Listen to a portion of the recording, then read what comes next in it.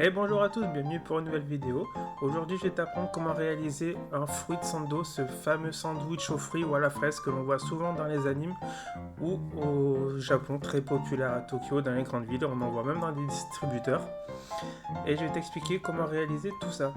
Donc ça est composé d'un castella, un gâteau qui est portugais mais qui a été importé au Japon. C'est comme une génoise mais très aérienne. Et à la base, normalement, un fruit sando, c'est fait avec du pain de mie. Donc le pain de mie, ça fait pas trop rêver. Donc je te montre comment réaliser un castella et un fruit sando avec chantilly et des fraises. Donc pour commencer ce gâteau, tu vas venir juste mélanger tes œufs et ton sucre. Tu tamises ta farine, très important, pour avoir un mélange bien homogène, comme à chaque fois quand on prépare un biscuit. Ensuite, tu fais fondre ton beurre que tu vas mélanger avec ton lait. Et normalement aussi, tu peux mélanger avec le glucose que j'ai mis en début sur la recette. Et ensuite, tu prépares ton bain-marie. On va venir chauffer ton mélange sucre-œuf jusqu'à 40 degrés. En fait, il faut que ça soit tiède. Donc, tu remplis ta casserole d'eau, tu mets à chauffer. Une fois que c'est chaud, tu coupes le feu et tu mets ton cul de poule dessus et tu mélanges jusqu'à ce que ça soit tiède. Une fois que c'est fait, tu débarrasses dans ton cul de poule. Et on va venir monter ça au batteur en ruban comme d'habitude, très important. Ensuite tu mets ça à monter pendant à peu près 10 minutes. De toute façon tu peux laisser monter longtemps, il n'y a pas de souci. Après ça bouge pas une fois que c'est bien monté en ruban, il n'y a pas de souci. Pendant que ça monte, tu mets à préchauffer ton four à 160 degrés et tu prépares ton plat qui va aller au four. Donc très important, ton plat, tu prends un plat rectangulaire, tu prends ton papier cuisson, tu découpes pour que ça soit bien la forme de ton plat et que ça soit rehaussé sur les bords. Et ensuite tu mets un papier d'alu en dessous de ton plat parce que ça va être cuit au bain-marie. Donc il faut que tu aies un plat qui soit plus grand que le tien pour pouvoir le mettre et que ça rentre au four. Une fois que ton plat est prêt, là tu me vois, je verse le glucose que j'avais oublié de mettre en début de recette. Donc si tu n'as pas de glucose, tu peux remplacer par du miel et c'est le même poids, 60 grammes.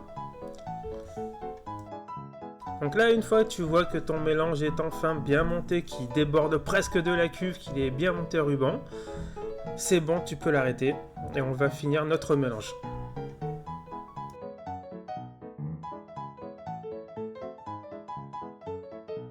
Donc tu vois, une fois que ça fait bien un mélange bien épais comme ça qui se dessine, c'est bon, tu as la bonne consistance, tu peux continuer. Une fois que c'est prêt, tu débarrasses d'un grand cul de poule que tu aies la place pour bien mélanger tout le reste.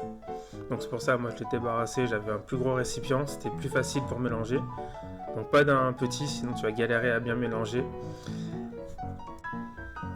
Tu incorpores ta farine en 3 fois si tu veux, en plusieurs fois. Enfin, moi je le fais en 2 fois, ça me suffit. Donc tu mélanges bien du bas vers le haut. Une fois que c'est bien incorporé, tu vas pouvoir rajouter le mélange lait, beurre, glucose. Mais tu prends qu'une petite partie parce que ça évitera qu'il restera des morceaux du mélange pas bien mélangés au fond de ton cul de poule. Donc c'est pour ça que je prends une petite quantité de mon appareil, que je le mélange d'abord avec le mélange lait, glucose et beurre. Donc tu vois, tu prends une petite quantité comme ça, tu mélanges. Une fois que c'est bien mélangé, tu peux tout renverser dans ton cul de poule. C'est ce qui va t'aider à avoir un mélange bien homogène à la fin et qu'il ne te reste pas tout au fond de ton récipient une partie mal mélangée. Et aussi un petit bouchon d'arôme de vanille. C'est facultatif, mais moi j'adore la vanille donc j'en mets tout le temps. Une fois que ton pré-mélange est prêt et mélangé, tu récupères le tout et tu mélanges tout ensemble. Une fois que c'est prêt, tu mélanges tout comme il faut, tu prends ton temps, du bas vers le haut, tout en tournant ton récipient. Une fois que c'est bien mélangé, tu vas pouvoir le verser dans ton plat qui est prêt. Donc la recette est faite pour ce type de plat. Pour moi, c'était très bien. Ça avait quelque chose de bien épais, bien volumineux, comme je le voulais. Ensuite, tu prends ton petit couteau, tu fais des petits zigzags et tu tapotes ton plat. Ça sert à enlever les bulles d'air que tu vas voir qui vont se former. Donc très important, on essaye d'avoir quelque chose de bien lisse, qu'il n'y ait plus de bulles d'air avant que ça parte au four.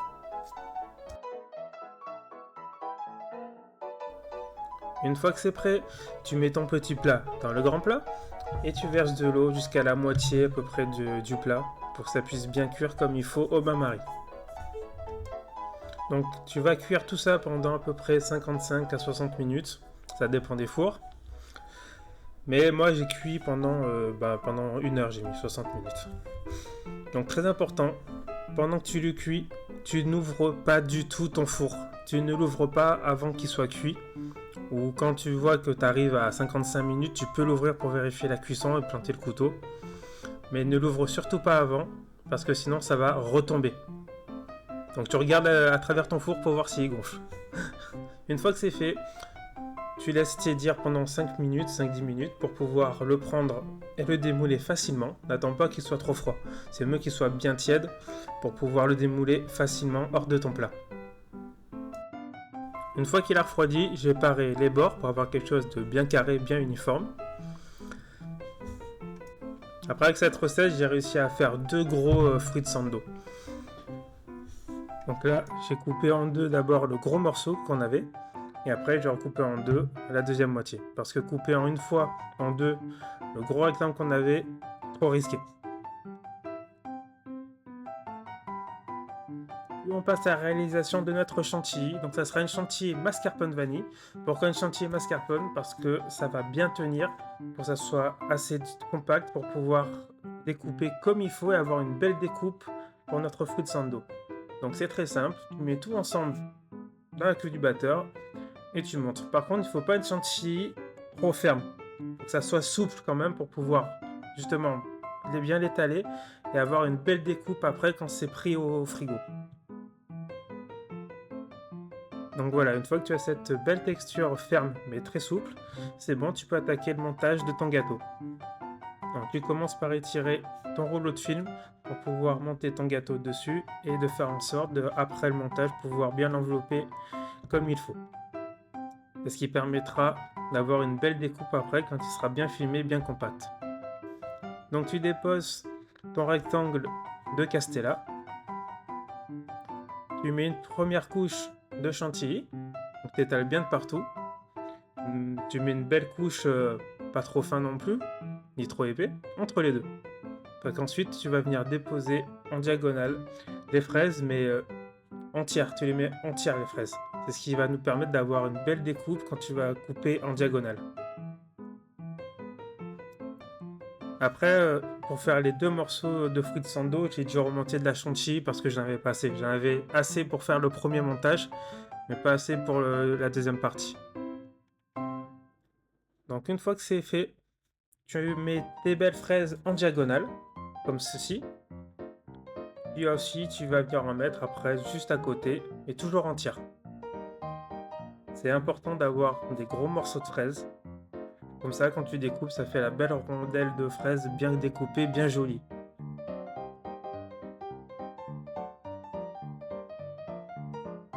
Une fois que c'est réalisé, tu remets une couche de chantilly, pareil. Tu fais en sorte qu'il en ait bien de partout, que ça te fasse un beau montage. Même si ça déborde sur les côtés un peu, c'est pas bien grave. Au contraire, quand tu vas découper tes bords, ça se fera ensuite quelque chose de bien régulier, bien propre. Une fois que c'est fait, que tu as bien étalé de partout, on va déposer notre deuxième partie du Castella. Et tu n'hésites pas à appuyer pour que la crème déborde un petit peu.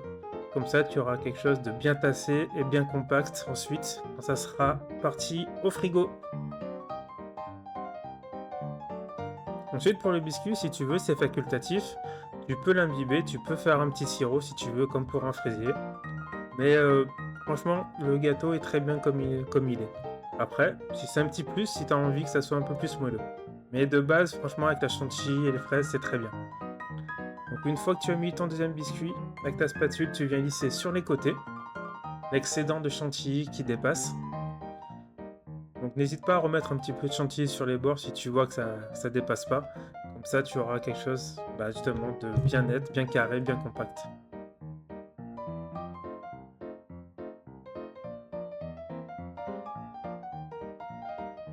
Donc voilà, une fois que c'est fait, voilà ce que tu es censé avoir après avoir lissé tes bords et tes côtés. Donc t'inquiète pas, si ces fois c'est pas très propre, c'est pas grave, parce que dans tous les cas, on va couper juste les bords. Une fois que c'est fait, tu as filmé ton morceau de fruits de sando, donc bien compact, comme ça, bien serré, et ça part au frigo pendant à peu près une demi-heure. Moi j'ai laissé... Le mieux c'est que tu laisses une bonne heure bien prendre au frigo, pour être sûr d'avoir quelque chose de bien pris et que tu peux découper sans problème. Après, tu découpes avec un couteau à dents, hein. Très important.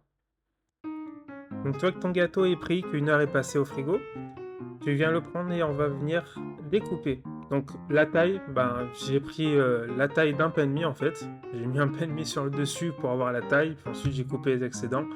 Après, ça m'a fait un petit morceau de chute, mais c'est pas grave, ça fait un petit rectangle sympa à manger. Donc, d'abord, tu découpes tous tes côtés. Comme ça, tu commences avec quelque chose de bien carré, bien nickel. Et la lame, chauffée dans de l'eau chaude pour avoir quelque chose pareil, sans problème, pour couper facilement. À côté de moi, en fait, j'avais un récipient avec de l'eau chaude où je trempais mon couteau à chaque fois et que je l'essuyais pour couper. Donc là, tu me vois couper la taille d'une tranche de pain de mie. Bon, ça me laissait un gros bout, mais on s'en fout, on est gourmand.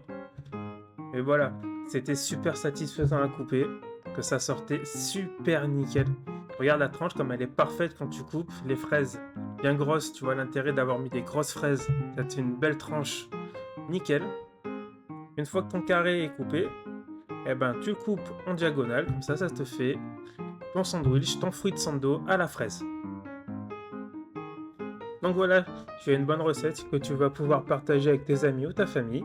C'est la fin de cette vidéo. J'espère que cette recette t'a plu.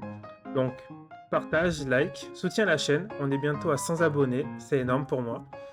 Et voilà, donc je te dis à bientôt pour une nouvelle recette. C'était Yoga chez Manga. À plus!